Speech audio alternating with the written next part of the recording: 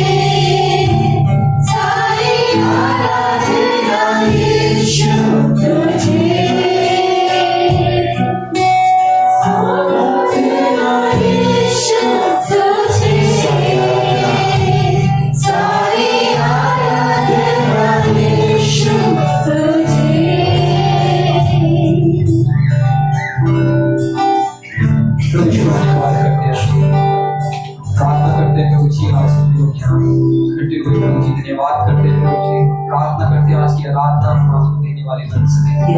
आज हम जो भी गाते हैं पिता की महिमा के लिए प्रभु जी, उस गीतों गाने वाले बन सके। इस प्रार्थना को यीशु के नाम में मांगते हैं, आमीन। Thank you, Father.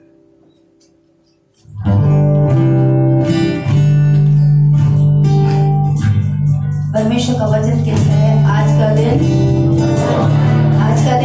Yes, Lord. तो इसमें क्या होंगे? परमेश्वर के पवित्र दिन को रोने का नहीं, आनंद का दिन कहा है परमेश्वर। आप परमेश्वर के घर में आए हैं तो बच्चे हमेशा मुस्कुराते हुए अच्छे लगते हैं। कितनों को अपने बच्चे रोते हुए अच्छे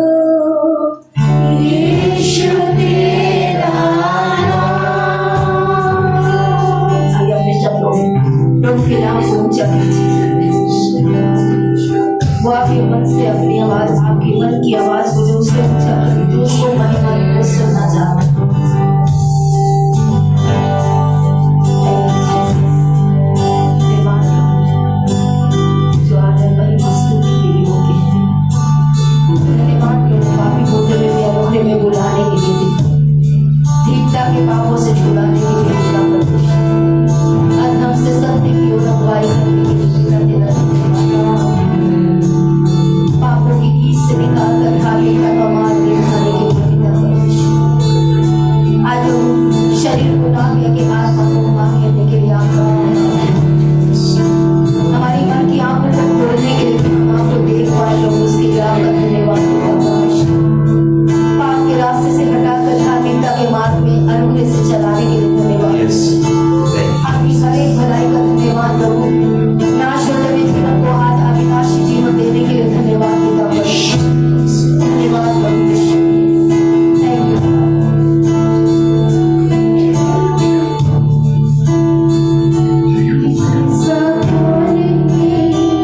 जो मेरा भला करे मेरा भरोसा सिर्फ तुझ पर प्रभु। तेरे जैसा कौन है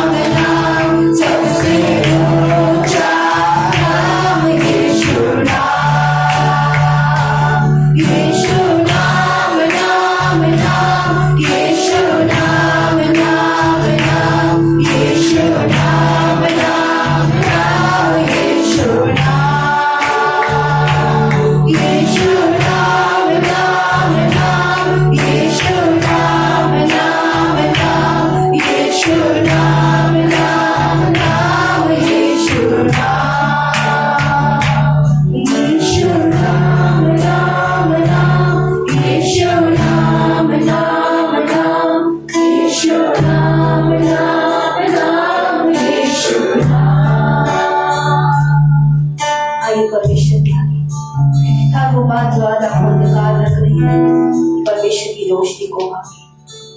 प्रभु यीशु का वचन कहता है ज्योति अंधकार में चमकती है। आए प्रभु से कहे, प्रभु इस अंधकार में तेरी ज्योति की आवश्यकता है पिता। इन रास्तों पे प्रभु तेरी अगुवाई की आवश्यकता है पिता। तेरी योजना में बढ़ने के लिए तेरी रोशनी की आवश्यकता है प्रभु। वचन कहता है वो हमारे दिए को जलाता और हमारे अंधियारे को हटाकर हमें उजाला देता है।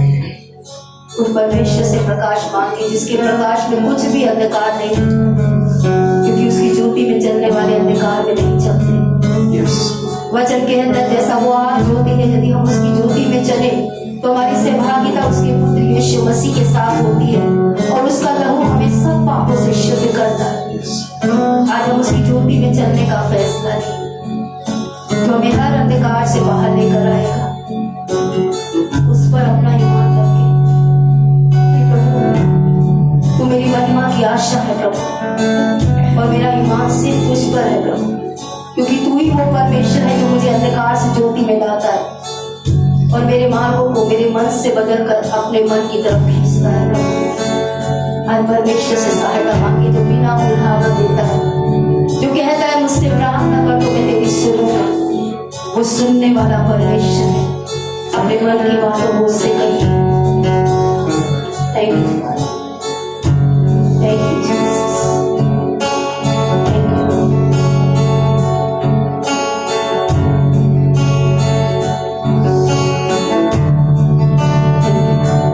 सच्चे जीवित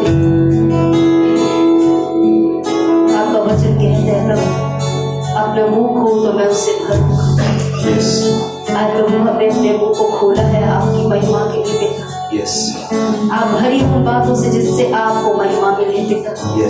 जिससे प्रभु सिर्फ हमारी आराधना में नहीं, हमारे जीवन से, हमारे व्यवहारों से, हमारी चाल चलन से आपके नाम को महिमा मिले पिता।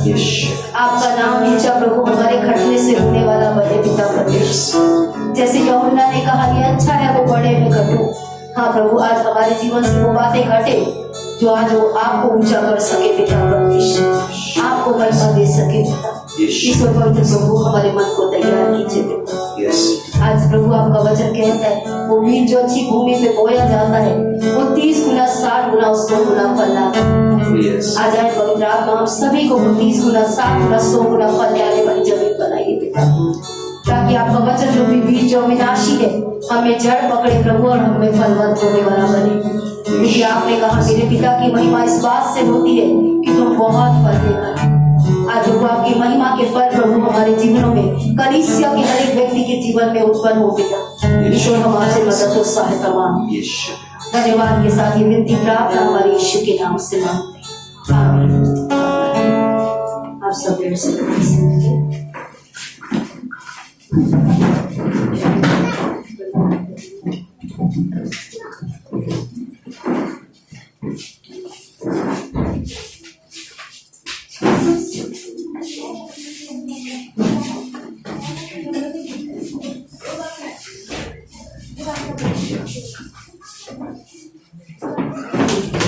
एक बार फिर से प्रभु यीशु मसीह की कलीसिया में आप सभी लोगों का स्वागत है। इस समय पर आप अपने स्थान पर बैठ सकते हैं। ऑनलाइन ऑफलाइन दोनों के माध्यम से आप जो उपस्थित हैं प्रभु यीशु मसीह की कलीसिया में, विक्ट्री फैमिली सेंटर नई दिल्ली कलीसिया में आप सभी लोगों का स्वागत करते हैं। परमेश्वर आपको आशीष दे और विश्वास करते हैं आराधना के द्वारा और वचन और प्रभु के घर में आप आनंदित होंगे।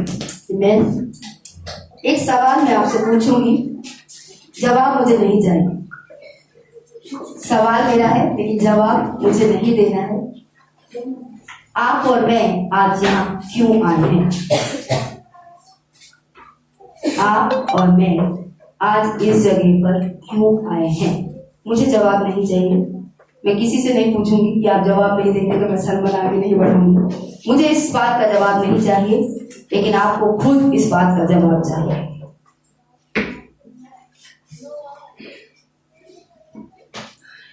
जो इस साल में परमेश्वर ने मेरी अगुवाई की कलीसिया के लिए, इस साल में परमेश्वर चाहता है कि हम उसकी उपस्थिति में बैठना सीखें।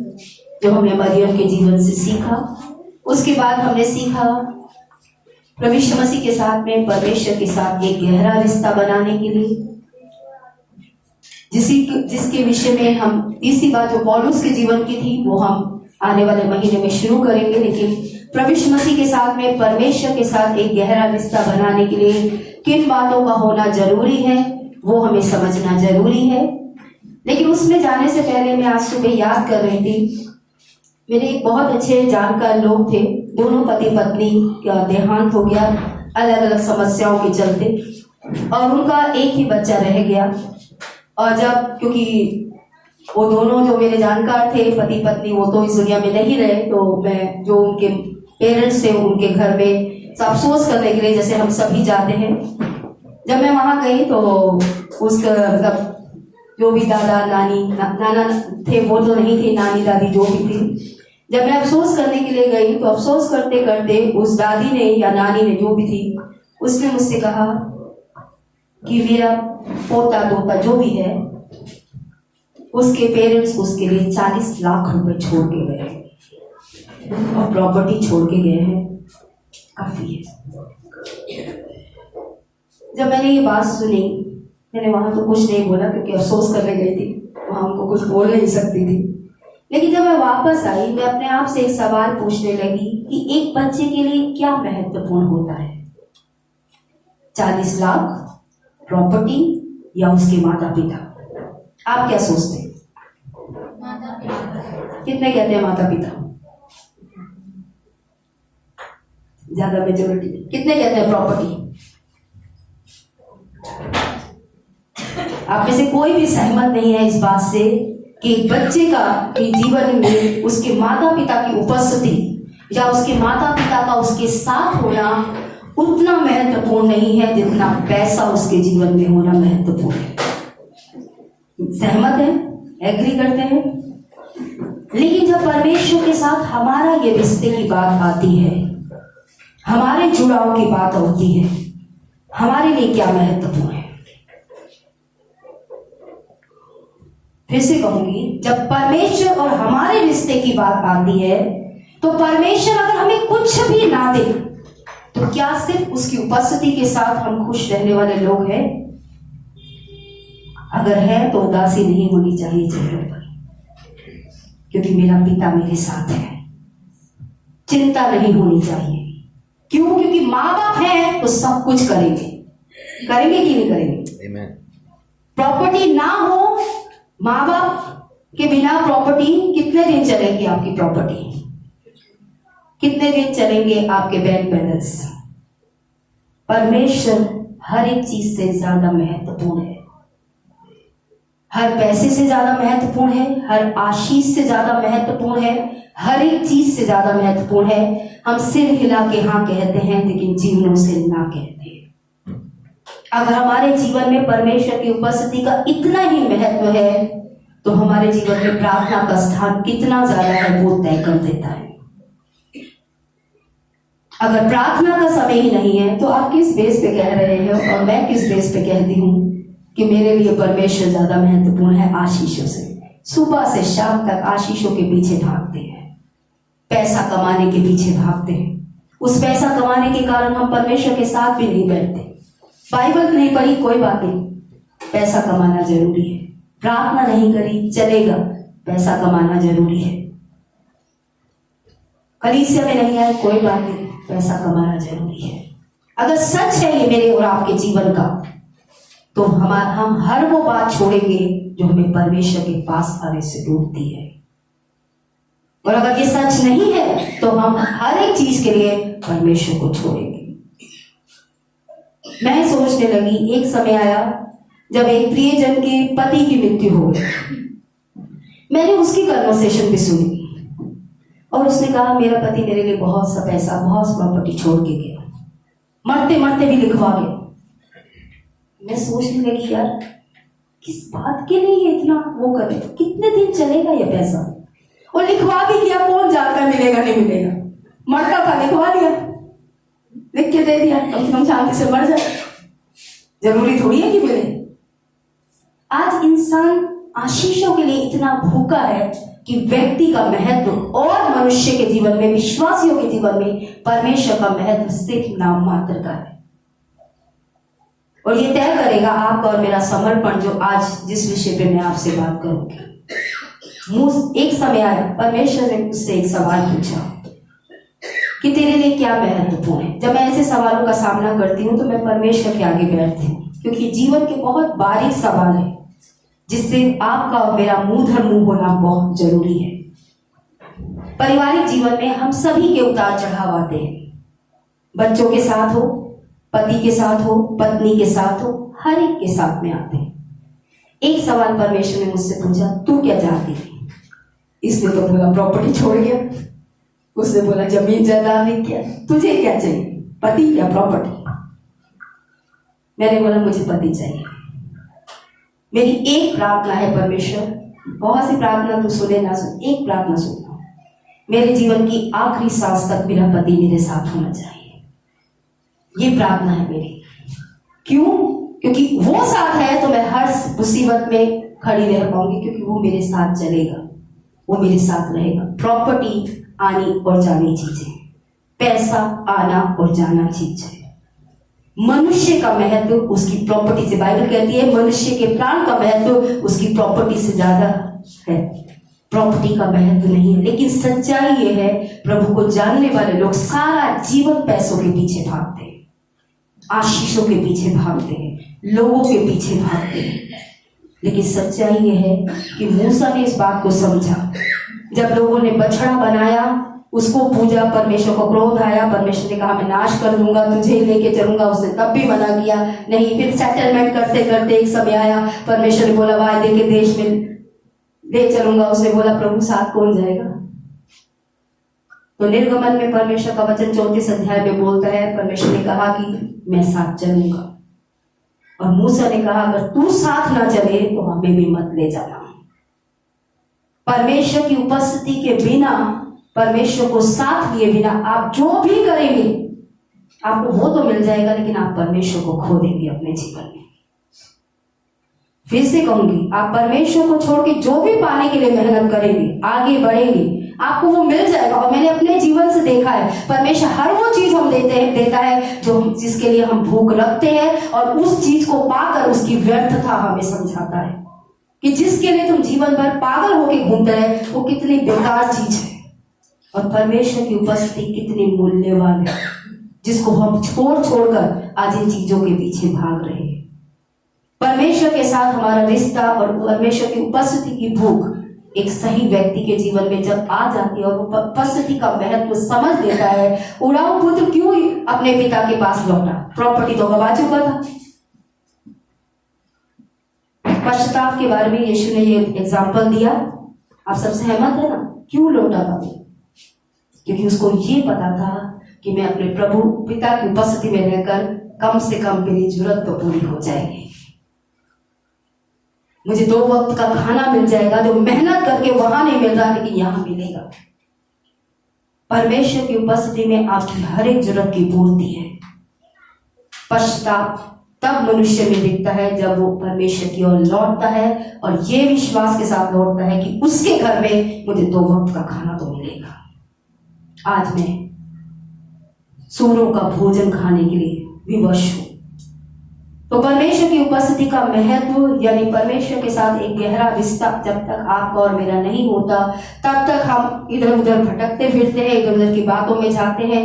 लेकिन यहाँ पे आज हम निकालेंगे 1 तीमुथी 4 अध्याय उसका 7 पद। हिंदी में इतना अच्छा नहीं लिखा, इसलिए थोड़ा सा इंग्लिश में बात, मतलब वचन को देख के हम बात करेंगे। 1 तीमुथी 4 अध्याय उसका 7 पद।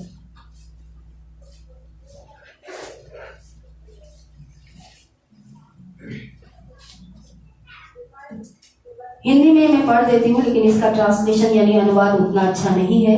पर अशुद्ध और बुढ़ियों की सी कहानियों से अलग रहे और भक्ति के लिए अपना साधना कर, क्योंकि देह की साधना से लाभ नहीं होता, पर भक्ति सब बातों के लिए लाभदायक है, क्योंकि इस समय के और आने वाले जीवन के लिए भी प्रतिज्ञा इसी के लिए है। इंग्लिश में लिखा है, अपने आप को परमेश्वर की आत्मिक के लिए अनुशासित कर। Train yourself to be godly, यानी अपने आप को परमेश्वर की बातों के लिए अनुशासित कर। किस बात के लिए अनुशासित कर? परमेश्वर में बढ़ने के लिए, परमेश्वर की बातों में बढ़ने के लिए, परमेश्वर के साथ गहरा रिश्ता बनाने के लिए आपको और मुझे अपने आप को अनुशासित करना होगा। अगर आप सही मायने में परमेश्वर के साथ में अपना गहरा रिश्ता बनाना चाहते हैं। आप पूरा दिन अपने परिवार के लोगों के साथ रहते हैं, ज्यादातर हर एक व्यक्ति अपने परिवार के लोगों के साथ रहते हैं। क्या आपका अपने बच्चों के साथ, पति के साथ, सबके साथ बिना अकेले समय बिताए एक गहरा रिश्ता बनता है? मैं कई बार माँ बाप को समझाती हूँ, मेरी बेटी की भी यही डिमांड रहती है कि मेरे साथ बैठो, मेरे साथ खेलो, मेरे साथ समय बिताओ। हमें होता है हमने खाना बना दिया, कपड़े धो दिए, उनकी जरूरतें पूरी कर दी, उनके लिए कमा लिया, हमने अपना फर्ज निभा लिया, हो गया माँ बाप का बच्चों के साथ समय बिताना। पर मैं आज आपको बता रही हूँ, आपके बच्चों की कई बातें हैं आपको पता ही नहीं है। क्यों बच्चे बिगड़ जाते हैं? क्यों गलत शिक्षा हो? क्योंकि माँ बाप उनके साथ समय नहीं बिताते। जो फ्री टाइम उन्हें लगता है घर में रहना ही बच्चों के साथ समय बिताना है, तो आज मैं आपसे कहूंगी आप गलत हैं। बच्चों के साथ अकेला समय बिताइए, जो उनको अच्छा लगता है उसके साथ समय बिताइए, उनमें खेलते घूमते वो बच्चे इतना आपके साथ फ्रेंडली हो जाएंगे कि अपने मन के हर एक गलत बात को आपको बताना शुरू करेंगे और आपके बच्चों को गलत शिक्षाओं में जाते आप देख पाएंगे। लेकिन आपके लिए परमेश्वर उस समय चाहेगा आप अपने बच्चों के उन क्षेत्रों के लिए प्रार्थना करें। लेकिन अगर आप समय नहीं बिताएंगे तो आप कभी अपने बच्चों के जीवन की गलत बातों को नहीं देख पाएंगे। इसलिए खाना बना देना, उनकी जरूरतों को पूरा कर देना ही इस बच्चों के साथ समय बिताना नहीं है। उनके साथ एक अलग समय, एक दिन कम से कम तय कर लीजिए जब आप अपने बच्चों के साथ ही बैठेंगे, चाहे दाल चावल ही बनाकर उन्हें खिला दें। उनके साथ समय बिताइए, उन्हें जानिए, उनके संघर्ष जानिए, उनकी जीवन में क्या चल रहा है, वो दोस्तों के साथ क्या कर रहे हैं, वो स्कूल में क्या कर रहे हैं, सब बातों को समझने के लिए, जानने के लिए अपना समय निकालिए। वरना आपके बच्चे घर में होकर भी, आपके साथ होकर भी आपसे बहुत दूर हो जाएंगे। और जब बच्चे गलती करते हैं तो डांटना शुरू मत कीजिए, वरना अगली बार बात मन से निकलेगी नहीं। हमेशा उनकी कमियों को जानकर उनके लिए प्रार्थना कीजिए। परमेश्वर का डर उन क्षेत्रों में आने की प्रार्थना कीजिए आप। ये है परमेश्वर की इच्छा। ये मेरे विषय से अलग था, लेकिन आत्मिक अनुशासन बहुत जरूरी है अगर आप परमेश्वर के साथ एक गहरा रिश्ता बनाना चाहते हैं। उसके लिए जिस तरीके से मेरे पापा बोलते थे, जब भी कुछ लाते थे मेरी मम्मी को बोलते ला नहीं खा, ठीक है, तो मम्मी बोलती थी तुम भी खा लो, बोलते नहीं तेरा खाया मुझे लगेगा। मैं बोलती थी पापा मुझे ये बताओ मम्मी खाएगी आपको कैसे लगेगा? वो पंजाबी बोल तेरा खाया मैंने लग रहा है, ठीक है पंजाबी। पर क्या ये हो सकता है कि ऋषि खाए और मुझे मेरा पेट भर जाए? मैं किरण आपका भर जाता, ऋषि खाएगा मेरा पेट भर जाएगा। ठीक है, ईना खाएगी मेरा पेट भर जाएगा, सिस्टर भूमि खाएगी एंजेला का पेट, एंजेला पेट भरता है मम्मी के खाने से। हमें से कितने लोग कहते हैं दूसरे के खाने से हमारा पेट भर जाता है। ये बात अलग है कि हाँ जिसे हम प्यार करते हैं, जिसे हम प्यार करके खिलाते हैं, कई बार उन्हें खाता देख के हमें मन को बहुत खुशी होती है, वो एक अलग, लेकिन हमारा पेट नहीं भरता, नहीं भरता ना कि दूसरा खाएगा मेरा पेट भर जाएगा, ऐसा नहीं होता। इसी तरीके से दूसरा मेरे लिए प्रार्थना करेगा, मैं आत्मिकता में बढ़ जाऊंगा, ये संभव नहीं होता बहनों। कई लोग सारा टाइम पास्टर जी हमारे लिए प्रार्थना कर दो, पास्टर जी हमारे लिए प्रार्थना कर दो। मैं तो आपके लिए प्रार्थना कर दूंगी, लेकिन आप परमेश्वर में मेरा आपके लिए प्रार्थना करने से नहीं बढ़ेंगे। जब आप खुद परमेश्वर से रिश्ता जोड़ेंगे तब आपका रिश्ता परमेश्वर से मजबूत बनेगा। सारा टाइम कई बार पत्नियों की आदत होती है, पापा ये बोल रहे थे, हर बार बच्चे को बोलेंगे पापा ने ये बोला था, पापा ने सारी बातें अपने मन की होंगी। मैं बोलती यार हमें तो पापा कुछ बोलते नहीं, सब कुछ मम्मी को ही बोलते हैं। क्या पापा से हम बात नहीं करते? हर एक बच्चा अपने पापा से बात करता है, तो पापा उन्हें क्यों नहीं बोलते डायरेक्ट? हर बात मम्मी अपनी मन अपने आड़ में रखकर पापा बोल रहे थे, ताकि पापा को भी श्रेय मिल जाए। बात किसकी होती है? मम्मियों की होती है। कई पत्नियां पति से पूछ के बताऊंगी, पति से कुछ नहीं पूछना। सिर्फ तरीका है अपने मन की बातों को रखने का। तो परमेश्वर के साथ आपका और मेरा गहरा रिश्ता मम्मी के प्रार्थना करने से नहीं बनेगा बेटी। आपके पापा के प्रार्थना करने से आपका रिश्ता गहरा नहीं बनेगा। पास्टर के प्रार्थना करने से आपका रिश्ता परमेश्वर से गहरा नहीं बनेगा। ये बात हम सबको समझनी है कि अगर मुझे परमेश्वर के साथ रिश्ता बनाना है तो दूसरे मेरे लिए प्रार्थना करें, उससे मेरा रिश्ता परमेश्वर से गहरा नहीं होगा। मैं कभी भी जिससे भूमि से हमेशा एंजना के बारे में बातें करते करते एंजना से गहरा रिश्ता नहीं बना सकती। इसलिए मेरी पूरी कोशिश रहती है मैं बच्चों के साथ डायरेक्ट रिलेशन बनाती हूँ। मैं कभी पेरेंट्स के थ्रू बच्चों तक जाती ही नहीं हूँ। क्यों? क्योंकि मैं उस बच्चे के साथ एक रिश्ता बनाना चाहती हूँ। हाँ, कभी पूछ लिया वो एक अलग बात है, पर मोस्टली मैं मैसेज भी करती हूँ तो डायरेक्ट करती हूँ उस बच्चे की जो भी बात होती है उससे। क्यों? क्योंकि मैं उस बच्चे के साथ, आप जिसके साथ रिश्ता बनाना चाहते हैं आपको पर्सनली उसके पास आना होगा, उसके साथ बैठना होगा, तब जाकर आपका रिश्ता गहरा बनेगा।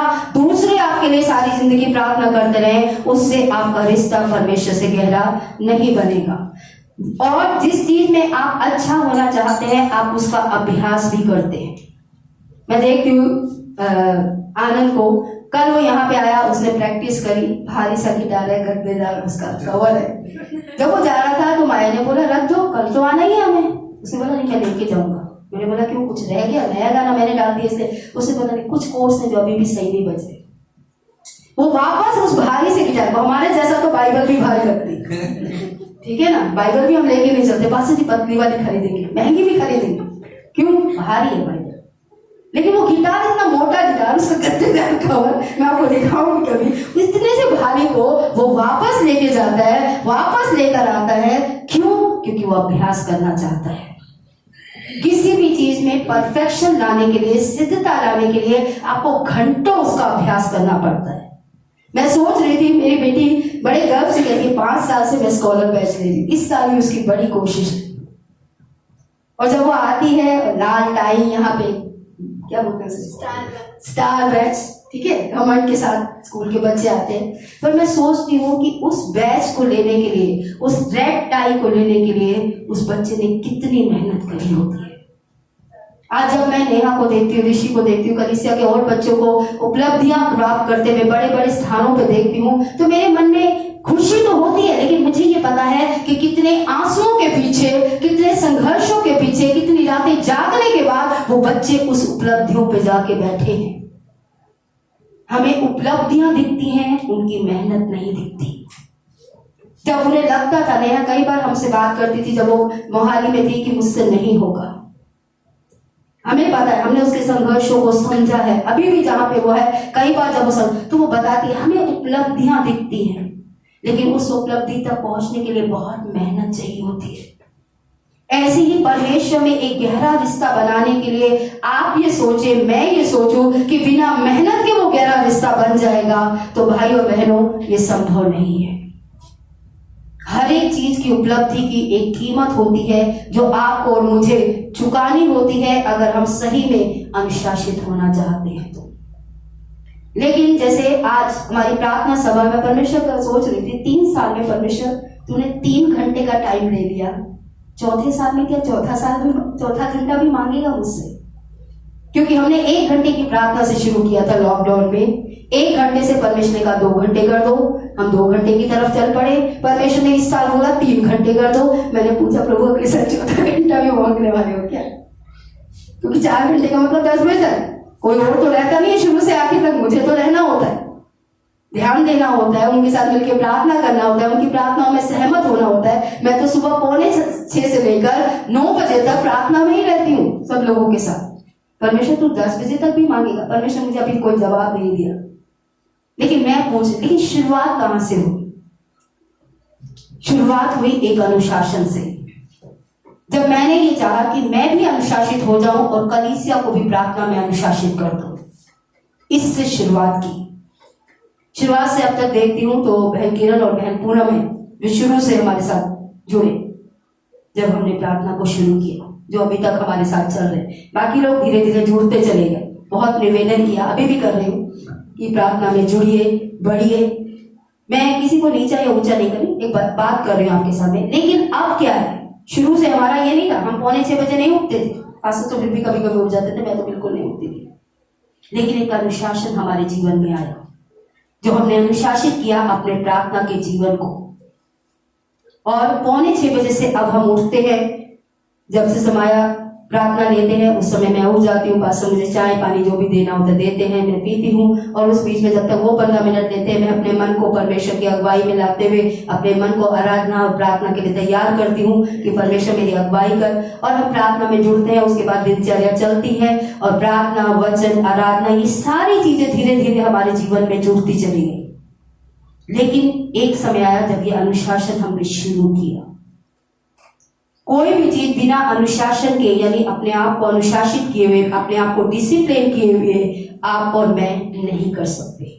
लास्ट वीक परमेश्वर ने, मेरा था कि मैं परमेश्वर के साथ बैठती थी, आराधना करती थी, परमेश्वर जो बोलता था वो प्रार्थना अगुवाई में कर लेती थी। लेकिन इस मंडे से परमेश्वर ने बोला इस तरीके से नहीं चलेगा अर्चना, तुझे तय करना है कि मंडे तू क्या प्रार्थना करेगी, ट्यूसडे तू क्या प्रार्थना करेगी, वेडनेसडे तू क्या प्रार्थना करेगी। तय कर, अपने आप को प्रार्थना में अनुशासित कर। तो परमेश्वर ने मुझे मंडे दिया परिवार के लिए, ट्यूसडे दिया किसी और बात के लिए, वेडनेसडे दिया, अलग अलग विषय दिए जिसको मैंने अपनी डायरी में लिखा। और हर दिन मैं अलग अलग चीजों के लिए परमेश्वर की अगुवाई में प्रार्थना करती हूँ। अनुशासन के बिना आपका जीवन और मेरा जीवन परमेश्वर में नहीं बढ़ेगा। ये बात आपको और मुझे समझनी होगी। और बाइबल इब्रानियों 12:11 में कहता है कि कोई भी अनुशासन हमें अच्छा नहीं लगता। आप ये सोचे अनुशासन करना किसी को अच्छा लगता है, यानी डिसिप्लिन अगर आपको कोई करता है आपको अच्छा लगेगा, या आप प्रार्थना के लिए अपने आप को अनुशासित करेंगे और आपके शरीर को अच्छा लगेगा, आपके मन को अच्छा लगेगा। तो मैं आज आपसे कहूंगी आपके मन को अनुशासित होना अच्छा नहीं लगता। आपको जब कलीसिया में भी एंटर करते हैं हम बोलते हैं पीछे मत बैठो आगे बैठो, आप उसमें भी अनुशासित नहीं होना चाहते, क्योंकि हमारा शरीर जो है वो अनुशासन का विरोध करता है हमेशा। ये रिबेलियस नेचर आदम की वाटिका से हमारे अंदर आया है कि जो भी हमें बोला जाएगा हम उसका विरोध करेंगे। और ये सब में है, ऐसा नहीं है कि आप में है और मुझ में नहीं है, हम सभी में है। अनुशासन हम में से किसी को भी अच्छा नहीं लगता, लेकिन परमेश्वर का वचन यहाँ पे हमें सिखाता है कि हमें अपने आप को अनुशासन करना है, क्योंकि जो अनुशासित होते हैं वो ही सिद्धता की ओर आगे बढ़ते हैं। बिना अनुशासन के आप अपनी लाइफ में कुछ भी प्राप्त नहीं कर पाएंगे।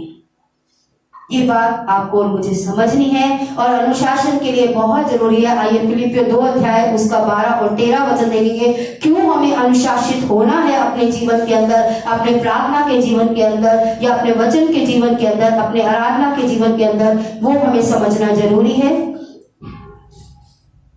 फिलिपियों 2 उसका 12 और 13 पद।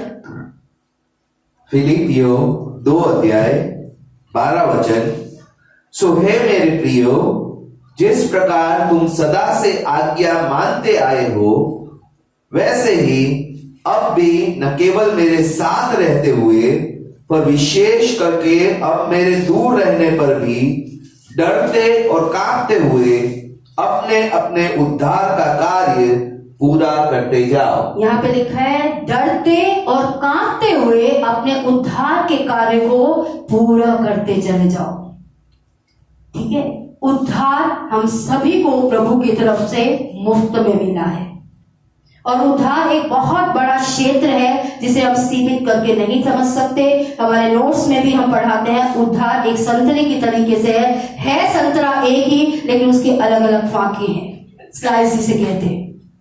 उद्धार में बहुत सी बातें आती हैं। जब परमेश्वर आपको उद्धार देता है, यानी पापों से क्षमा देता है, तो उसका ताल्लुक आपके पास से होता है। सबसे पहले हम सबसे पहले अपने गुनाहों में जो हमने कर दिए बीते गए समय में यीशु मसीह को ग्रहण करके उसकी क्षमा मांग लेते हैं। हमारे पापों के दंड से परमेश्वर हमें क्षमा करके हम पे दया करता है। ये उद्धार का हमारे पास से ताल्लुक है। लेकिन यहाँ पे जो पौलुस कह रहा है डरते और कांपते हुए अपने उद्धार के कार्य को पूरा करो। अब उद्धार में ये कौन सा कार्य है जो मुझे और आपको पूरा करना है? क्या परमेश्वर ने हमें पूरा उद्धार नहीं दिया? परमेश्वर ने हम सबको पूरा उद्धार दिया है। हमारे इस उद्धार का जो ताल्लुक है आज हमारे वर्तमान से है। वर्तमान मतलब प्रेजेंट टाइम से है, क्योंकि जब हम प्रभु यीशु मसीह में आते हैं हम सभी के अंदर बहुत सी गलत आदतें होती हैं। झूठ बोलने की, चोरी करने की, चुगली करने की, बुराई करने की, लोगों को ना माफ करने की, लोगों से स्वार्थी तरीके से प्यार करने की, लोगों को नीचा करने की, लोगों को शर्मिंदा करने की, लोगों के बारे में जलन रखने की, ईर्ष्या रखने की, द्वेष रखने की, न जाने कितनी गलत भावनाओं से हम भरे हुए होते हैं। आपने कभी जन्म लेते बच्चे को देखा है? आजकल फेसबुक यूट्यूब पे बहुत कॉमन है। एक बच्चा जब जन्म लेता है तो पूरी तरीके से वो सर से लेकर पांव तक किससे लथपथ होता है? गंदगी से, ब्लड से और गंदगी से। हमारा जन्म पापों की गंदगी के साथ ही प्रभु यीशु मसीह में होता है। लेकिन हम बच्चे को सामने नहीं लाते उस अवस्था में, किसी के भी सामने नहीं लेके जाता अस्पताल, या हम सबसे पहले क्या करते हैं? उसे लोगों के सामने ले जाने से पहले, प्रस्तुत करने से पहले उसे साफ करते हैं। हम जैसे हैं हमारा प्रभु हमें वैसे ही स्वीकार करता है, लेकिन हमारे जीवन की, हमारे मन की, हमारे विचारों की, हमारी सोच की, हमारे शब्दों की, हमारी चरित्रों की गंदगी से वो हमें शुद्ध करना चाहता है। अब परमेश्वर ने तो अपना सारा कार्य 100% किया है, लेकिन हमें अपने आप को परमेश्वर के वचन के अनुसार लाकर अपना 100% देना है, जिसके लिए मुझे और आपको अपने आप को अनुशासित करना है। उसका 100% उसने दिया कि वो क्षमा करने को तैयार है, वो हमें पाप के दलदल से बाहर निकालने को तैयार है। लेकिन क्या हम पाप छोड़ने को तैयार हैं? सवाल ये है। उसने दे दिया, लेकिन क्या मैं भी वो करने को तैयार हूं जिसके लिए उसने बलिदान किया? जो भी गलत आदतें वचन कहता है हमारे अंदर दिखती है, क्या मैं उन्हें छोड़ने को तैयार हूं? और वो अनुशासन जो है, उस तरफ जो मेरा समर्पण है, वो उद्धार के कार्य में शामिल है, जिसे कहते हैं सेंटिफिकेशन। परमेश्वर हमें हर दिन शुद्ध करना चाहता है, हर दिन हमें पवित्र आत्मा की सामर्थ्य से पवित्र सोचने, पवित्र चलने, पवित्र करने की शक्ति से भरना चाहता है। ये हमारी तरफ का काम है। इसलिए जब फरीसी सदूकियों को यीशु मसीह यूहन्ना ने अपनी तरफ आते हुए देखा, उसने कहा, हे सांप के बच्चे, तुम्हें किसने समझा दिया कि तुम आने वाले प्रकोप से बचो? अपने पश्चाताप के योग्य फल लेकर आओ। तुम जो दिखावा कर रहे हो यीशु को ग्रहण करने का, बपतिस्मा लेने का, चर्च में आने का, अब वैसे काम भी करो जो दिखाए कि आपने पश्चाताप किया है और मैंने पश्चाताप किया है। सिर्फ बपतिस्मा ले लेने से पश्चाताप प्रकट नहीं होता, चर्च में आने से पश्चाताप प्रकट नहीं होता है।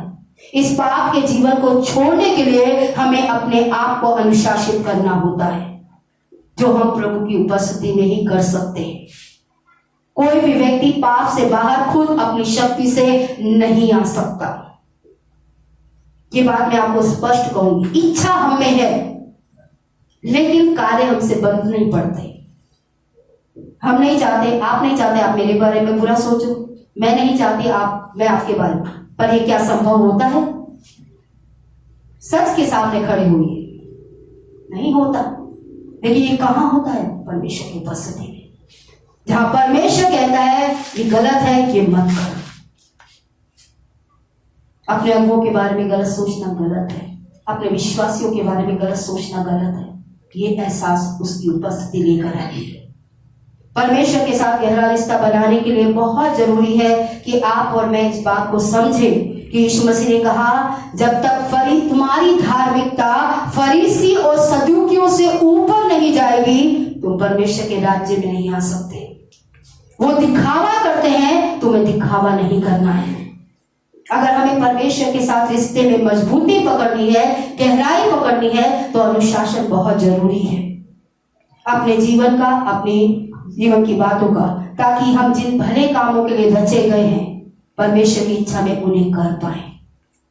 परमेश्वर यीशु मसीह में आने के बाद में हमें अपने उद्धार के अनुसार, पश्चाताप के अनुसार अपने जीवन में काम करना होता है। एक बार जब आप यीशु मसीह के पास आते हैं तो प्रभु आप में काम करता है।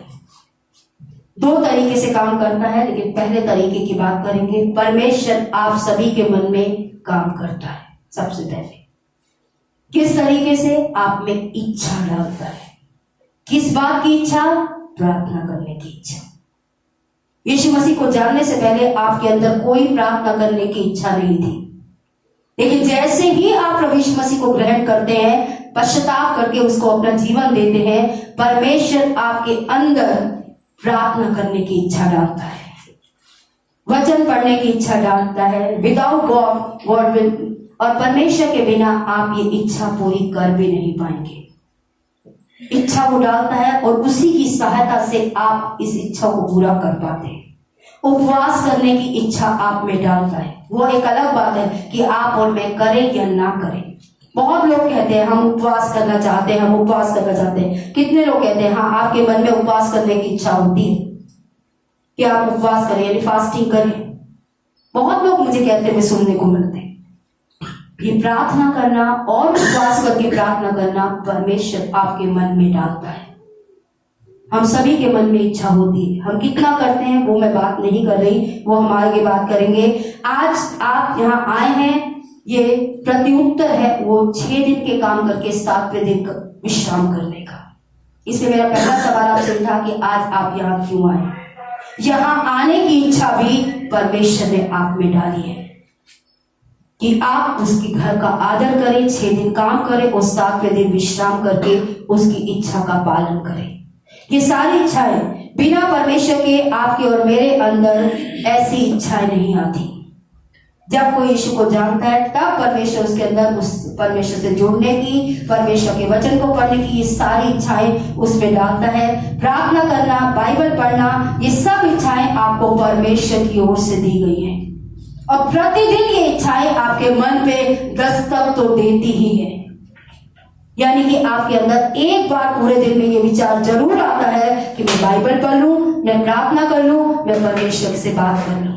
कितने लोग कहेंगे प्रतिदिन? ये मन में तो आता है, हम नहीं कर पाते होगा उस बारे में बात नहीं, लेकिन आपके मन में ये इच्छा तो आती है प्रतिदिन। पीछे वाले खड़े नहीं करते तो कोई बात नहीं, मुझे कोई फर्क नहीं पड़ता। आपको, परमेश्वर को, हम सभी में जिन्होंने प्रभु में जन्म लिया है, प्रतिदिन हमारे अंदर ये इच्छा आती है कि हम प्रार्थना करें, वचन पढ़ें। लेकिन अब मेरे और आपकी तरफ का कार्य है कि हम अपने आप को अनुशासित करें। क्या करने के लिए? प्रार्थना करने के लिए। क्या करने के लिए? उपवास करने के लिए, आराधना करने के लिए और वचन पढ़ने के लिए। बिना अनुशासन के आप और मैं परमेश्वर के साथ रिश्ता नहीं जोड़ पाएंगे। और ये है आत्मिक अनुशासन। जैसे आप शरीर में अपने आप को अनुशासित करते हैं कि अगर मैं नहीं उठूंगी तो मैं बच्चों के लिए खाना नहीं बना पाऊंगी, अगर मैं नहीं उठूंगी तो मैं काम पे नहीं जा पाऊंगी, मैं नहीं उठूंगी तो मैं सुसमाचार प्रचार नहीं कर पाऊंगी, मैं नहीं उठूंगी तो मैं स्कूल नहीं पहुंच पाऊंगी, मैं नहीं उठूंगी तो मेरी पढ़ाई छूट जाएगी, मैं नहीं उठूंगी तो मैं ये खो दूंगी। हम हर एक बार अपने शरीर को क्यों उठाते हैं? क्योंकि कुछ ना कुछ होता है जिसके खोने का डर हमारे अंदर होता है कि अगर हम ये नहीं उठेंगे तो मेरा प्रार्थना मिस हो जाएगी, मैं नहीं उठूंगी तो मेरा काम छूट जाएगा, मेरा स्कूल छूट जाएगा, मेरा सिलेबस छूट जाएगा। ये बात हमें फोर्स करती है। इसी तरीके से अगर मैं इन चीजों के लिए अपना समर्पण नहीं दूंगा तो मेरा आत्मिक जीवन, परमेश्वर के साथ जीवन खत्म हो जाएगा।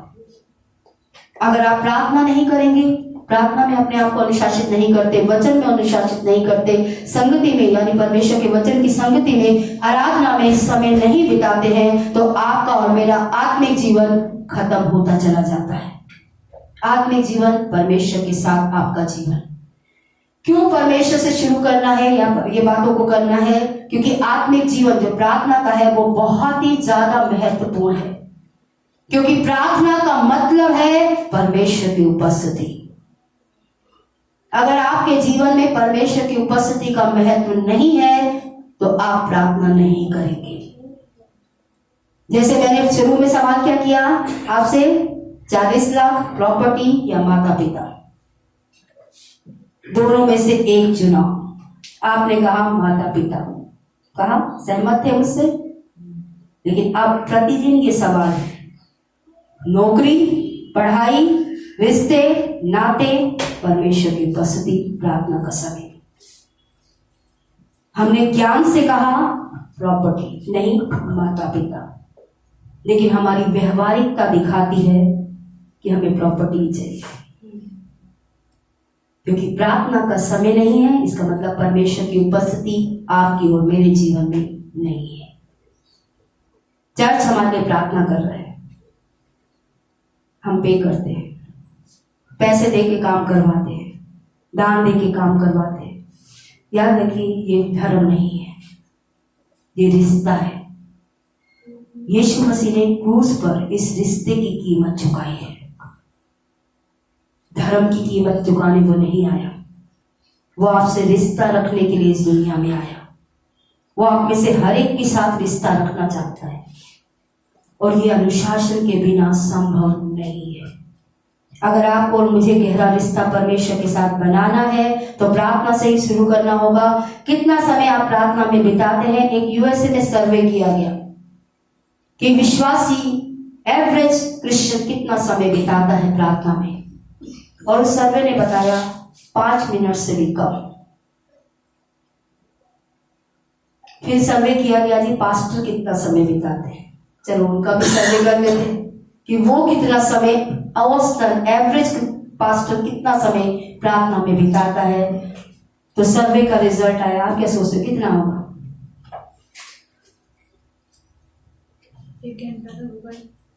7 मिनट से कम। बिना प्रार्थना की सेवकाइयां, बिना प्रार्थना के वचन का प्रचार, बिना प्रार्थना के डिसाइपलिंग, बिना प्रार्थना के सभाओं का आयोजन।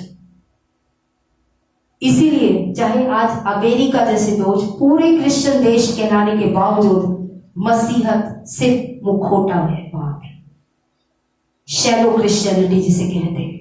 और ये सिर्फ अमेरिका के लिए नहीं, ये हमारे और आपके लिए भी उतना ही सच है। अगर हमारा प्रार्थना का जीवन नहीं है तो हमारी क्रिश्चियनिटी सिर्फ एक दिखावे से ज्यादा कुछ नहीं है। हम एक मास्क पहने हुए व्यक्ति के हिसाब से है, जो वो है नहीं पर वो दिखा रहा है।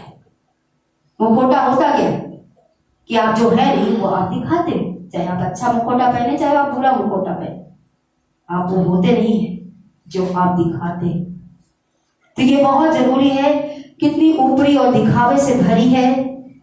आज हम परमेश्वर से गहरा रिश्ता कभी कम समय बिताकर नहीं बना पाएंगे। किसी ने कहा your prayer life is indicator of your spiritual health. आपका प्रार्थना का जीवन आपकी आत्मिक स्वास्थ्य को दिखाता है। आपका प्रार्थना का जीवन आप कितने स्वस्थ हैं परमेश्वर में, इस बात को दिखाता है। अगर आपका प्रार्थना का जीवन नहीं है तो आप बीमार मसीह लोग हैं, और बीमार मसीह लोग कभी भी सही तरीके से काम नहीं कर सकते।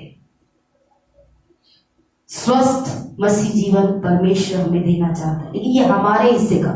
उसने उद्धार पूरा दिया है, उसने पापों की क्षमा पूरी दी है। वो आपको और मुझे पाप के दलदल से बाहर निकालना चाहता है, लेकिन आज प्रतिदिन उसके साथ जुड़ना, उसका वचन पढ़ना, उसके साथ समय बिताना, उसको उसका स्थान देना, उसकी उपस्थिति को अपने जीवन में लेकर आना, और ये कहना मेरे लिए 40 लाख नहीं, मेरे लिए प्रॉपर्टी नहीं, मेरे लिए मेरे माँ बाप मेरे लिए महत्वपूर्ण है, मेरा पिता मेरे साथ हो ये मेरे लिए महत्वपूर्ण है। ये आज ज्ञान से तो कह रहे हैं, आज स्वभाव से कह दीजिए, तब आप और मैं परमेश्वर से गहरा रिश्ता जोड़ पाएंगे।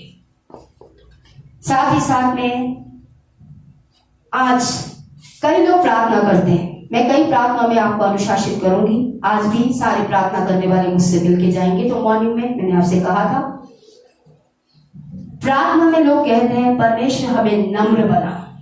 कितने लोग प्रार्थना में कई बार ये कहते हैं? पर्सनली मत लीजिएगा, पर मैं आज आपसे कहूंगी परमेश्वर का वचन कहता है नम्र बनो। परमेश्वर आपको नम्र नहीं बनाएगा, हम्बल नहीं बनाएगा, ह्यूमिलेट जरूर करेगा आपको। ह्यूमिलेट का मतलब पता है, शर्मिंदा करेगा आपको, ताकि आप नम्र बनो। तुच्छ ठहराएगा लोगों के द्वारा आपको, ताकि आप नम्र बनो। क्यों आपको और मुझे लोग तुच्छ ठहरा रहे हैं? क्योंकि हम नम्र लोग नहीं हैं। नम्र हमें खुद बनना होता है। परमेश्वर कभी किसी को नम्र नहीं बनाता। वो नम्रता तक लाने के लिए आपको इतना शर्मिंदा करेगा कि आप खुद नम्र होना सीखोगे। नम्रता परमेश्वर नहीं देता, हमें खुद लानी होती है। और दाऊद कैसे अपने आप को नम्र करता है, आइए हम भजन संहिता 69 में पढ़ेंगे, उसके 10 वचन में, जहां दाऊद ने कहा, जब मैंने उपवास से अपनी आत्मा को विनम्र किया। एक व्यक्ति अगर अपने आप को नम्र करना चाहता है तो वो उपवास में जाता है। और आज कलीसिया उपवास की तरफ आगे बढ़ना चाहती है। उपवास आपको परमेश्वर की उपस्थिति में लेकर आएगा, प्रार्थना में लेकर आएगा, वचन में लेकर आएगा, परमेश्वर की आराधना में लेकर आएगा, ताकि आप और मैं हम मिलकर एक कलीसिया के रूप में आज उपवास प्रार्थना के साथ एक होकर परमेश्वर में बढ़ने का, उसके साथ रिश्ते में मजबूत होने का एक निर्णय लेंगे। मैं आप में से किसी के साथ भी जबरदस्ती नहीं करूंगी। ये आपका चुनाव है, ये मेरा चुनाव है कि क्या मैं इस साल में परमेश्वर के साथ रिश्ते की गहराई में उपवास और प्रार्थना के साथ बढ़ना चाहती हूँ या चाहता हूँ या नहीं चाहता। जब मेरे हाथों में सेवकाई आई, मैंने आपको कई बार इस बारे में बोला, मेरी व्यस्तता बहुत बढ़ गई, क्योंकि एक लीडर की व्यस्तता उतनी नहीं होती जितनी एक पास्टर की व्यस्तता होती है, क्योंकि उसकी जिम्मेदारी हर एक मेंबर के प्रति होती है। आप अगर 2 लोगों को डिसाइपल लेते हैं, आपकी जिम्मेदारी सिर्फ उस 2 लोगों तक है, लेकिन इस कलीसिया में बैठे हुए 40 से 40 लोगों के प्रति मेरी जिम्मेदारी है एक पास्टर होने के नाते। मुझे ये 40 के 40 संभालने हैं, आपने सिर्फ 2 संभालने हैं। इसलिए आपकी जिम्मेदारी मेरी जिम्मेदारी की तुलना में कम होगी। क्यों? क्योंकि आप, लेकिन जब मैं पास्टर बनी और मुझे ये संघर्ष आया कि अब मेरे पास लोगों की जिम्मेदारी ज्यादा है, मैंने पर्पसली उपवास रखना शुरू किया ताकि मैं अपने परमेश्वर के साथ बैठ सकूं। क्योंकि मुझे पता है जब मैं उपवास करूंगी मैं प्रार्थना जरूर करूंगी, मैं उपवास करूंगी तो मैं बाइबल जरूर पढ़ूंगी, मैं उपवास करूंगी तो मैं आराधना जरूर करूंगी। इसलिए मैं उपवास करूंगी क्योंकि मैं बढ़ना चाहती हूं परमेश्वर में। मैंने इसलिए उपवास नहीं किया कि मेरे जीवन में कोई जरूरत थी। मैंने किसी जरूरत के लिए उपवास नहीं रखा आज तक अपने निजी जीवन की। क्यों? क्योंकि मुझे परमेश्वर में रहना है, उसकी उपस्थिति में रहना है। वो मेरे साथ है तो मैं सब कुछ देख सकती हूँ इस जिंदगी। और मूसा को ये बात मालूम थी। आप और मैं आशीषों के लिए प्रार्थना उपवास रखते हैं, पर मैं आज आपसे कहूंगी आशीषों को छोड़कर उस आशीष देने वाले के साथ रहने के लिए प्रार्थना उपवास कीजिए। वो आपके साथ होगा। एक माँ बाप अपने बच्चे के साथ है, क्या नहीं देंगे अपने बच्चे को कुछ? कितने माता पिता कहते हैं हमारे बच्चे हमारे साथ रहते हैं, हम उन्हें भूखा रखते हैं, चिथड़े पहनाते हैं, उन्हें अपने से बेस्ट अपने बच्चों को पहनाते हैं। अचीजों के लिए उपवास करना बंद कीजिए, परमेश्वर के लिए उपवास रखिए कि वो मेरे जीवन में हो। मूसा ने ये बात समझी, इसलिए उसने क्या कहा, अगर तू साथ नहीं जाएगा हमें आशीष नहीं चाहिए। मुझे 40 लाख नहीं चाहिए, मुझे प्रॉपर्टी नहीं चाहिए, मुझे मेरे माँ बाप चाहिए। मेरा पति लाखों की प्रॉपर्टी मेरे साथ लिए छोड़ जाए और मेरा साथ ना रहे, मुझे लाखों की प्रॉपर्टी नहीं, मुझे मेरा पति मेरे साथ चाहिए, क्योंकि उसकी उपस्थिति मेरे लिए लाखों से भी बढ़कर है। परमेश्वर की उपस्थिति हर आशीष से बड़ी है। जो प्रार्थना उपवास से आप अपने आप को अनुशासित करते हुए उसके पास लाएंगे। और यही हमारा आगे का अगले संडे में विषय भी रहेगा। दाऊद ने कहा, मैंने अपने आप को उपवास करके नम्र किया। नम्रता कर दिखाने का एक ही तरीका है, वो है उपवास करना। इसलिए बाइबल बोलती है, परमेश्वर के अनुग्रहकारी हाथों में अपने आप को नम्र करो तो वो तुम्हें ऊंचा करेगा। जब आप परमेश्वर के साथ उपवास करके अपने आप को नम्र करेंगे, परमेश्वर की उपस्थिति में आएंगे, परमेश्वर की उपस्थिति में समय बिताएंगे, परमेश्वर से भरेंगे, अपने आप आपकी सेवकाइयों में चमत्कार होंगे, चंगाइयां होंगी, छुटकारा होगा। आप परमेश्वर की उपस्थिति में उसकी आज्ञाकारिता में रगड़ेंगे नहीं, उसकी आज्ञाकारिता में बहेंगे आप। आज आज्ञा पालन मुश्किल क्यों है? क्योंकि परमेश्वर को नहीं जानते आप। जिस दिन आप परमेश्वर को जानेंगे ना, उसके बाद आपको कुछ चीज का महत्व नहीं लगेगा इस दुनिया में।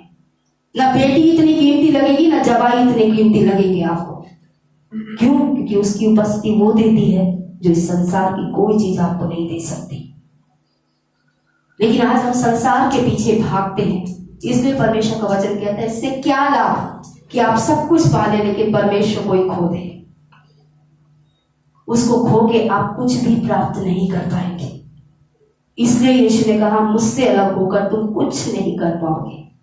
इसलिए आज ये कलीसिया आने वाले महीने से उपवास प्रार्थना में आगे बढ़ना चाहती है। मसीह जीवन एक यात्रा है जिसे आप और मैं परमेश्वर के साथ रहकर ही पूरी कर सकते हैं।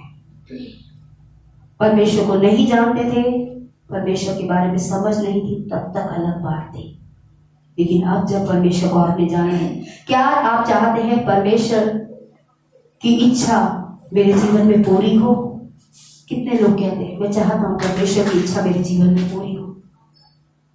अब हाथ मत उठाइएगा, सिर्फ सुनिएगा। जब आपको और मुझे, हम सबको परमेश्वर के वचन का मैं पालन करूं, कितने आप में से चाहते हैं? जैसा परमेश्वर आपको बनाना चाहता है आप वैसा बनना चाहते हैं। जो परमेश्वर आपसे करवाना चाहता है वैसा आप करना चाहते हैं, तो आपको और मुझे अपने जीवन में अनुशासित होना है, एक प्राइस देना है, एक कीमत चुकानी है, और वो है उपवास और प्रार्थना। इसके बिना आप और मैं नहीं कर पाएंगे। अब वचन से अलग थोड़ी सी बात करेंगे और फिर हम प्रार्थना में जाएंगे। 4 मार्च से हम उपवास प्रार्थना शुरू करना चाहते हैं। आप कहेंगे क्या विषय रहेगा? कलीसिया आपको विषय देगी, कलीसिया आपको प्रार्थना के विषय सौंपेगी और कलीसिया आपको उस वचन पे अगुवाई भी देगी। आराधना होगी उसी विषय से जुड़ी हुई, वचन होगा उसी विषय से जुड़ा हुआ 15-15 मिनट का या 20 मिनट का, और उसी विषय पे हम एक कलीसिया के रूप में प्रार्थना करेंगे। पहला विषय है कि मैं परमेश्वर से प्रेम करूं और परमेश्वर के लोगों से प्रेम करूं।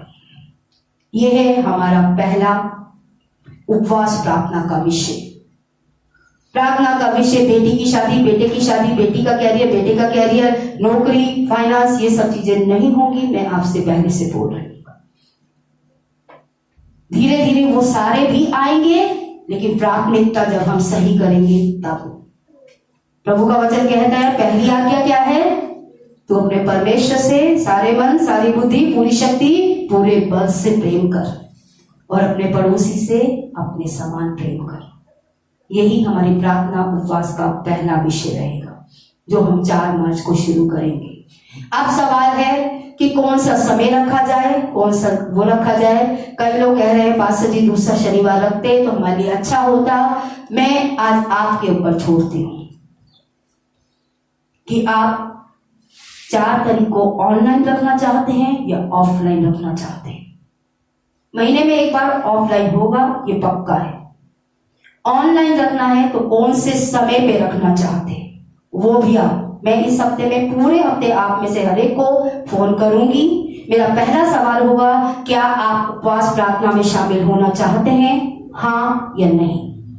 दूसरा सवाल ऑफलाइन रखेंगे तो कौन से समय पे आपको लगता है रखें कि आप आ सकें। ऑनलाइन रखेंगे तो आप कौन से समय पे आएंगे जिसमें कलीसिया के ज्यादा लोग आएंगे। मैं वो समय वो दिन रख दूंगी, क्योंकि मैं आप सबको साथ लेकर परमेश्वर के साथ एक गहरे रिश्ते में बढ़ना चाहती हूँ। 4 लोग लेके बैठ जाऊं मैं नहीं चाहती, क्योंकि आप पूरा मेरा परिवार है, परमेश्वर का परिवार है। तो पहला सवाल आप रखना चाहते हैं, नहीं रखना चाहते। दूसरा सवाल ऑनलाइन रखेंगे तो कौन से समय और कौन से सैटरडे में रखना चाहते हैं, सॉरी ऑफलाइन में, यानी यहाँ पे आके। ऑनलाइन रखेंगे तो आप कौन से सैटरडे रहेगा, दिन हम नहीं बदल रहे हैं। मॉर्निंग का टाइम आपको लगता है, इवनिंग का समय आपको लगता है, जो भी आपको समय लगता है वो आप मुझे बताएंगे, और जिसमें ज्यादा लोग होंगे वो समय हम अगले संडे अनाउंस कर देंगे। परमेश्वर के साथ आपको बढ़ने के लिए अपने आप को अनुशासित करना होगा। बिना अनुशासन के आप परमेश्वर के साथ गहरे रिश्ते में नहीं बढ़ पाएंगे। अगर मैं वैसे नहीं कर पाता हूं तो अच्छा है, जैसे मैंने ठाना कि मैं उपवास प्रार्थना करूंगी ताकि मेरा वचन का समय बढ़े, मेरी आराधना का समय बढ़े, मेरी प्रार्थना का समय, परमेश्वर के साथ मेरे बैठने का समय बढ़े। अगर उपवास प्रार्थना मुझे ये करवाता है तो मैं उपवास प्रार्थना भी करूंगी, क्योंकि मुझे प्रभु के साथ बैठना है। मेरी व्यस्तता मुझे प्रभु से दूर कर रही है और मैंने अपने आप को उस समय अनुशासित किया। परमेश्वर आपसे प्यार करता है, उसने आपको पूरा अधिक उद्धार दिया है। आज जिन बातों में आप संघर्ष कर रहे हो, मैं आज आपको गारंटी देती हूँ, परमेश्वर की उपस्थिति है आपकी गलत बातों को ऐसे हटाएगी आपके जीवन से। आप सालों साल मेहनत करके भी उन बातों को नहीं हटा पाएंगे जितना परमेश्वर की उपस्थिति में आकर उन समस्याओं को, उन परेशानियों को हटते हुए देखेंगे, जो परमेश्वर आपको अपने पास लाकर आते हुए देखकर आपके जीवन में करेगा, क्योंकि वो आपसे प्यार करता है। लेकिन क्या आपके लिए आज प्रॉपर्टी, 40 लाख प्रॉपर्टी जो उस बच्चे को मिल गई, वो महत्वपूर्ण है, या माता पिता की उपस्थिति उसके जीवन में महत्वपूर्ण है? आपको तय करना है कि आप क्या तय करते हैं। आइए अपने आंखों को बंद करें। अगले हफ्ते हम उपवास प्रार्थना में के बारे में ही बात करेंगे और आपको समझाएंगे कि कैसे आपको उपवास प्रार्थना रखनी है, किन किन बातों में आप रख सकते हैं, कैसे कैसे आप रख सकते हैं, क्या होगा अगर उपवास प्रार्थना में शामिल होंगे, कौन कौन सी आशीषें आएंगी और किस तरीके से परमेश्वर काम करेगा। आने वाले 1 या 2 सप्ताह हम इसी विषय को समझते हुए उपवास प्रार्थना की तरफ आगे बढ़ेंगे। आइए अपने आंखों को बंद करें, सरों को झुकाएं और परमेश्वर के सम्मुख आएं। Thank you, Jesus. Thank you, Father.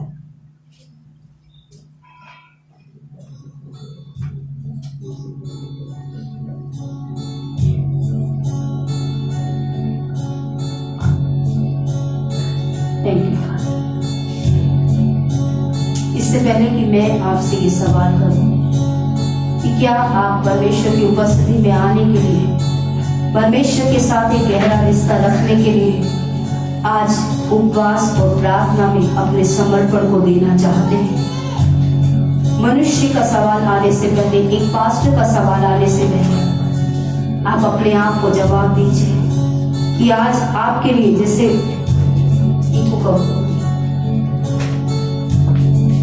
जैसे मैंने कहा, मेरी उस मित्र के बेटे के लिए उसकी दादी ने कहा, उसका माता पिता उसके लिए 40 लाख छोड़ के गए, प्रॉपर्टी छोड़कर गए। लेकिन मेरे मन में एक सवाल था, क्या ये माता पिता से बढ़कर है?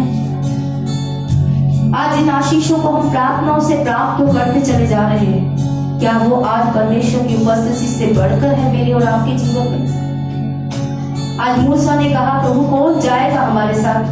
अगर तू ना जाए तो हमें ये आशीषों भरा देश नहीं चाहिए, क्योंकि आशीषें कभी किसी व्यक्ति को परमेश्वर के पास लेकर नहीं आती।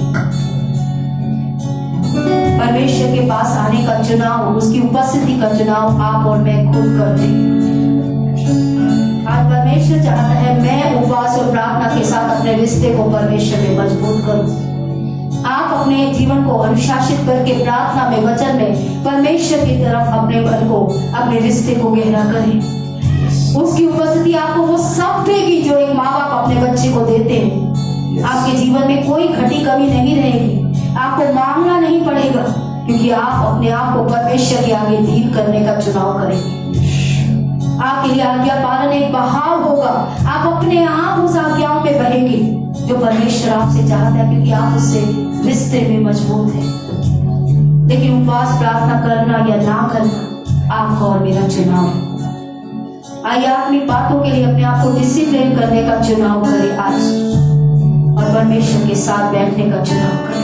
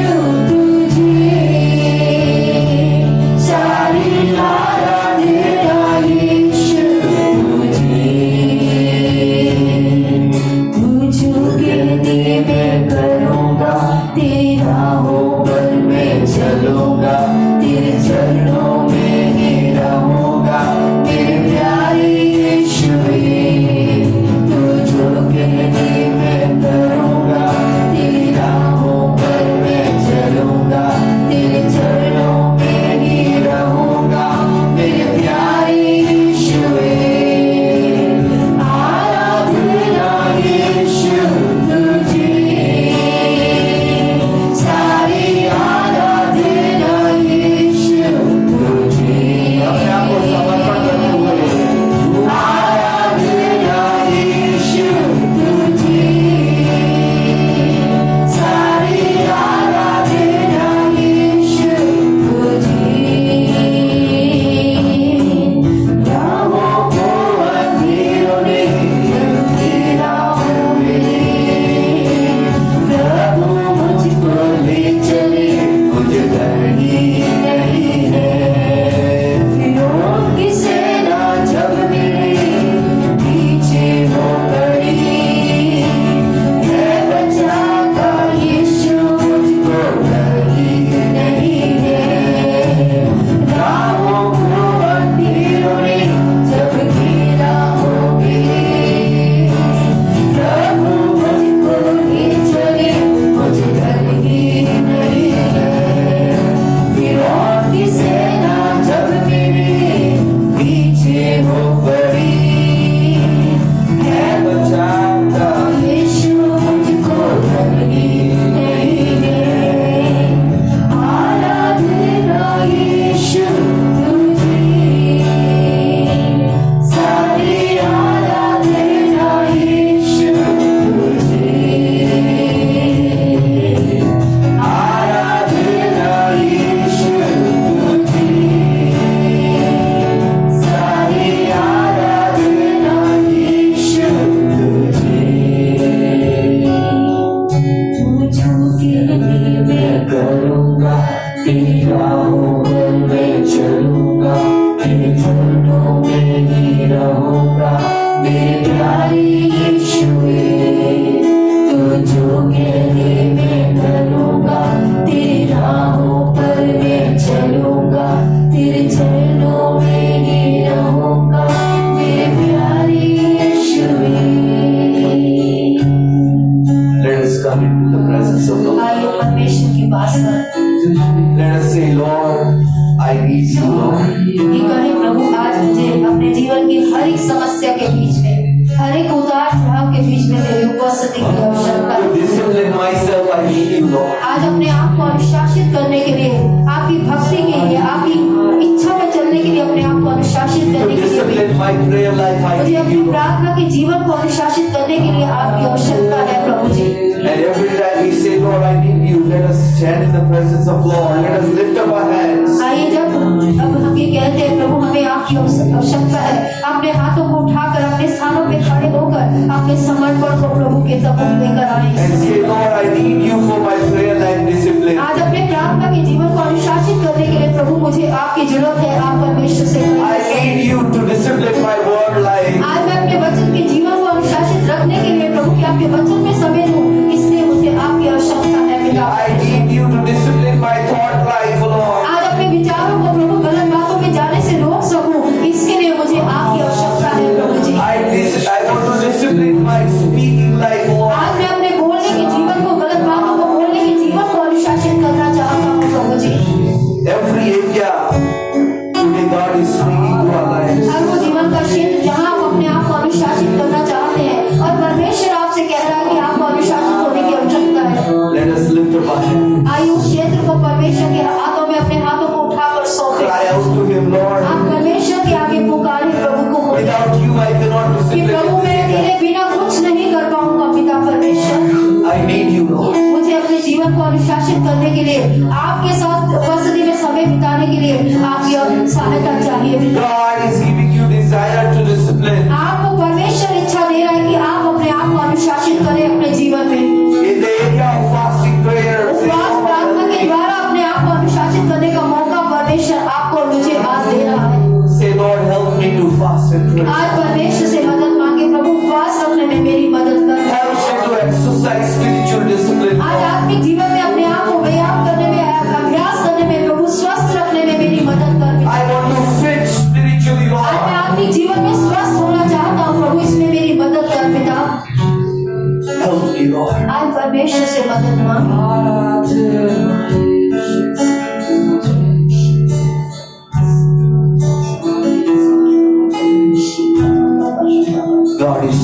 us आज परमेश्वर कलीसिया के रूप में हमें बुला रहा है। for spiritual fasting and prayer. आज आत्मिक बातों के लिए भूख और प्यास रखिए अपने जीवन में। Say, Lord, more than blessing, Lord. आज कहे परमेश्वर आशीषों से बढ़कर परमेश्वर More than career, Lord. आज अपने कैरियर से बढ़कर परमेश्वर More than family, Lord. आज परिवार से बढ़कर परमेश्वर पिता More than, Lord, properties, Lord. आज धन संपत्ति से बढ़कर परमेश्वर I need you, Lord. मुझे अपने जीवन में तेरी उपस्थिति चाहिए As परमेश्वर। Moses said, without your presence, जैसे मूसा ने कहा तेरी उपस्थिति के बिना I don't want. मैं वायदे का देश नहीं चाहता परमेश्वर। Let us keep our priorities clear. आइए अपनी प्राथमिकता को जीवन में सही करने का चुनाव करें और अनुशासित करें अपने आप को उस बातों Say, में। Lord, I want you more than any of these things, Lord. संसार की हर एक वस्तु से बढ़कर परमेश्वर मुझे तेरी उपस्थिति चाहिए, तेरा साथ चाहिए अपने जीवन में। Thank you, Father. Thank you, Jesus. Let us cry out from the depth of our hearts. अपने मन की गहराई से परमेश्वर से बात करें इस समय पर। सीखी तेरी अंदर, सीखी अंदर, सीखी अंदर, सीखी अंदर। जो कहते मैं करूँगा, तेरी राहों पर मैं चलूँगा, तेरे चरणों में ही रहूँगा, मेरे प्यारे यीशु। सिर्फ गाने की तरह नहीं, जो कहते मैं समर्पण के साथ तेरी राहों पर मैं चलूँगा, तेरे चरणों में ही रहूँगा, मेरे प्यारे यीशु। जो कहते मैं करूँगा, तेरी राहों पर मैं चलूँगा, तेरे चरणों में ही रहूँगा, मेरे प्यारे यीशु। तू जो कहते मैं करूँगा, तेरी राहों पर मैं चलूँगा, तेरे चरणों में ही रहूँगा, मेरे प्यारे यीशु। आराधना यीशु तुझे, सारी आराधना यीशु तुझे। आराधना यीशु तुझे, मेरी आराधना, तेरी आराधना यीशु तुझे। आराधना यीशु तुझे, सारी आराधना यीशु तुझे। आराधना यीशु तुझे, सारी आराधना यीशु तुझे। Thank you, Jesus. सच्चे जीवन में आपका वचन कहता है यदि तुम आज उसकी आवाज को सुनो तो अपने हृदय को सख्त ना करो जैसा उन्होंने जंगल में किया और मर गए। प्रभु आज जब आप अपनी कलीसिया को अपने साथ रिश्ते की मजबूती के लिए अनुशासित होने की आज्ञा दे रहे हैं पिता परमेश्वर, उपवास और प्रार्थना करके अपने आप को नम्र करने की आज्ञा दे रहे हैं पिता परमेश्वर। आज मदद कीजिए पिता मेरी और कलीसिया की कि आज हम नम्र होने का चुनाव करें पिता, क्योंकि आपका वचन कहता है परमेश्वर के अनुग्रहकारी हाथों के नीचे अपने आप को नीचा करो, नम्र करो ताकि उचित समय पे वो तुम्हें ऊंचा करे। आज प्रभु कलीसिया को अपने आप को नम्र करने में, उपवास प्रार्थना के साथ अपने आप को नम्र करने में, आपकी उपस्थिति के लिए प्रभु आज भूखा प्यासा होकर अपने आप को आपके पास लाने में प्रभु कलेक्टिवली पिता एक कलीसिया के रूप में एक साथ मिलकर प्रभु आपके पास आने में आज मदद और सहायता कीजिए पिता। आज मैं अपने लिए, अपने परिवार के लिए, कलीसिया जो प्रभु आपका दिया हुआ परिवार है पिता, हर एक अपने भाई बहन अपने बेटे बेटियों के लिए प्रार्थना करती हूँ। पवित्र आत्मा आइए, आज हमें ये आत्मिक भूख आप होने लिए पिता परमेश्वर। आज हमारा जीवन जो प्रार्थना में अनुशासित नहीं है पिता, वचन में अनुशासित नहीं है पिता परमेश्वर, आराधना में अनुशासित नहीं है पिता, आज एक साथ आपके परिवार के रूप में अपने आप को प्रार्थना वचन आराधना में अनुशासित करने में आप सभी की मदद और सहायता कीजिए पिता, ताकि हम मिलकर प्रभु एक कलीसिया के रूप में आपके में बढ़ने वाले बने, आपकी उपस्थिति में बढ़ने वाले, आपके प्रेम में बढ़ने वाले बने, आपकी संगति में बढ़ने वाले बने पिता। जैसे मूसा ने कहा प्रभु अगर तू हमारे साथ ना चल तो आशीष हमें नहीं चाहिए पिता, क्योंकि हर एक आशीष तेरे साथ बहुतायत से बढ़ेगी पिता, और तेरे बिना जो है वो भी हम खो देंगे पिता परमेश्वर। जैसे उड़ाऊ पुत्र ने वो सब खो दिया अपने पिता से अलग जाकर जो उससे मिला था प्रभु, क्योंकि उसे आशीष ज्यादा प्यारी थी प्रभु। आज प्रभु हमें भी क्षमा करें, जब जब हम आपकी उपस्थिति में आशीषों को पाने के पीछे भाग कर नहीं बैठते पिता परमेश्वर, कमाने के पीछे भागने की वजह से जीवन की जरूरतों को पूरा करने के कारण प्रभु आपकी उपस्थिति को ना कह देते हैं, आपके वचन को ना कह देते हैं पिता, आपकी आराधना को ना कह देते हैं, आपकी आवाज को सुनकर भी सखत करते हैं पिता। हर इस पाप के लिए आप मुझे और कलीसिया को क्षमा कीजिए मेरे पिता, और हमें आपके पास आने में वचन के लिए आराधना वचन उपस्थिति से प्रार्थना से भरने के लिए हमें तैयार कीजिए पिता। आए पवित्र प्रभु मुझे और कलीसिया को तैयार कीजिए, ताकि हम इस साल में आपकी उपस्थिति में और आपके साथ गहराई से रिश्ते में मजबूती पकड़े पिता। धन्यवाद करते हैं आपकी उपस्थिति जो सब कुछ देने में योग्य है पिता, आज उसमें एक कलीसिया दृढ़ हो पिता परमेश्वर। धन्यवाद के साथ की प्रार्थना हमारे प्रभु यीशु मसीह के नाम से मांगते हैं, आमीन। आप सब बैठ सकते हैं। आप सभी जो ऑनलाइन ऑफलाइन दोनों के माध्यम से यहाँ उपस्थित हैं, आप सभी का एक बार फिर से प्रभु के घर में स्वागत करते हैं। परमेश्वर को आशीष दे, इसी तरीके से आप परमेश्वर की कलीसिया से जुड़ते रहें और आगे की बातों में आगे बढ़ते रहें। जय मसीह।